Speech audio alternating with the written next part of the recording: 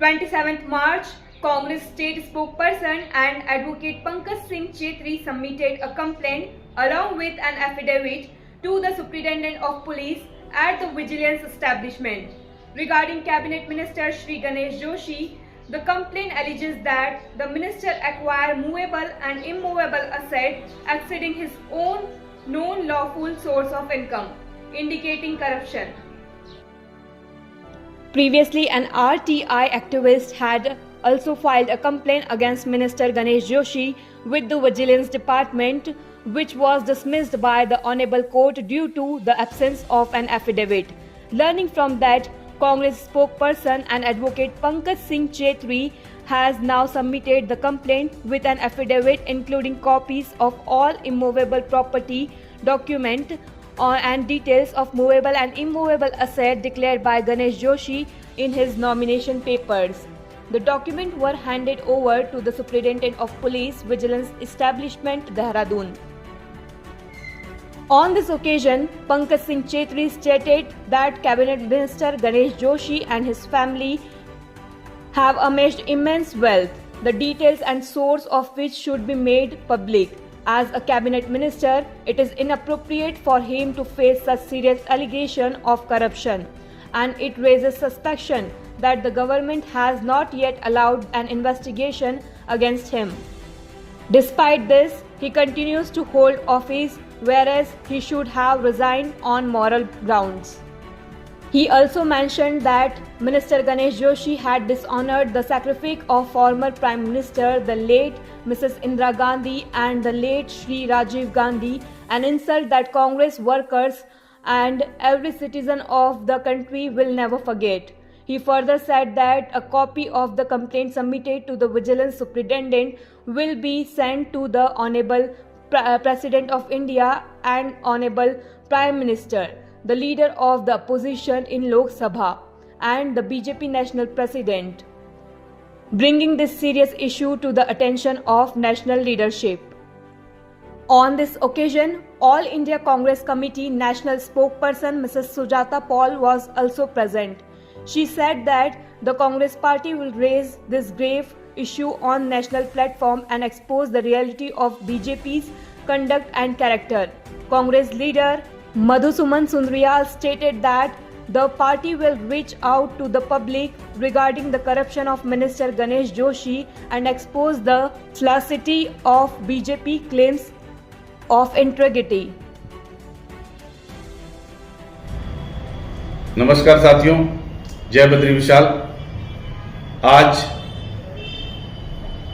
Vigilance दफ्तर जाकर police अधीक्षक विजिलेंस को मेरे द्वारा कैबिनेट मंत्री गणेश जोशी के खिलाफ पुनः शपथ पत्र लगाकर शिकायत पत्र प्रेषित किया गया है, क्योंकि आपने देखा होगा पिछले दिनों आरटीआई एक्टिविस्ट और अधिवक्ता विकेश नेगी द्वारा जो शिकायत पत्र दिया था, माननीय न्यायालय ने उसको ये कह के खारिज कर दिया कि शिकायत पत्र के साथ शपथ पत्र नहीं था। तो इस वाकये के बाद कांग्रेस जनों में बहुत बेचैनी थी, क्योंकि आपने देखा होगा किस प्रकार से मंत्री गणेश जोशी ने हमारे पूर्व प्रधानमंत्री और स्वर्गीय प्रधानमंत्री जिन्होंने देश के लिए शहादत दी थी, श्रीमती इंदिरा गांधी जी का किस प्रकार से उनकी शहादत का अपमान किया था, स्वर्गीय राजीव गांधी जी की शहादत का अपमान किया था, किस प्रकार से इन्होंने बेजुबान शक्तिमान के साथ बर्बरता की थी।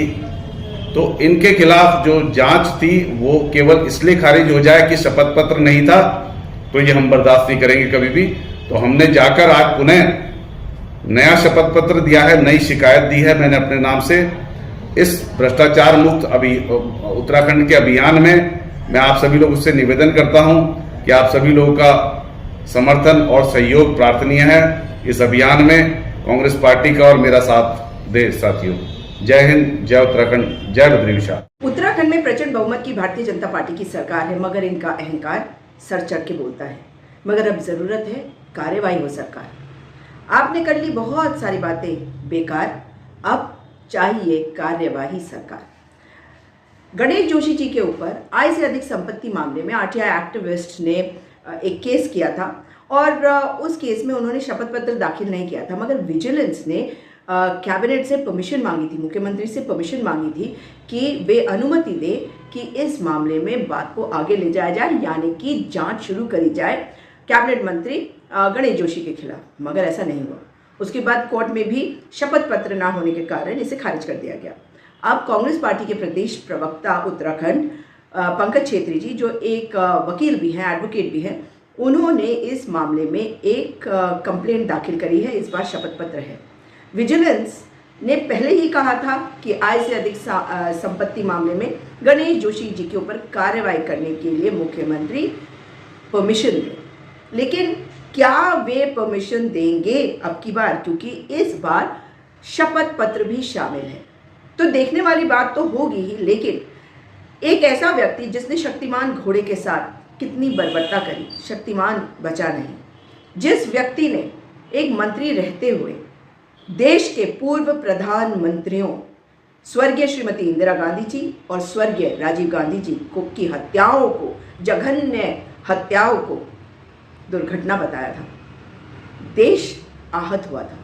उत्तराखंड की जनता इनसे जानना चाहती है कि आज इनको क्या नैतिकता के आधार पर इस्तीफा नहीं दे देना चाहिए जब तक जांच ना हो जाए, और मुख्यमंत्री जी इनको बचाने के लिए अब क्या करेंगे ये भी देखा जाएगा।